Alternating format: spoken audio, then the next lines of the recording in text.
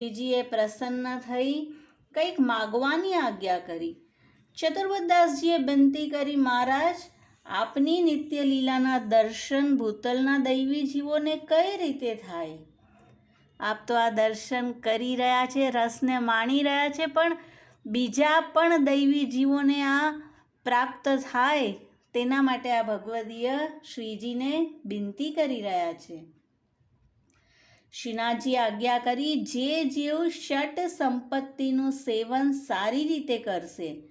કઈ છે 6 સંપત્તિ? પુષ્ટિ સ્વરૂપ શ્રી આચાર્યજીનું કુળ, શ્રી યમુનાજી, શ્રી ગિરિરાજજી, શ્રી ભાગવતજી અને બ્રજમંડલ.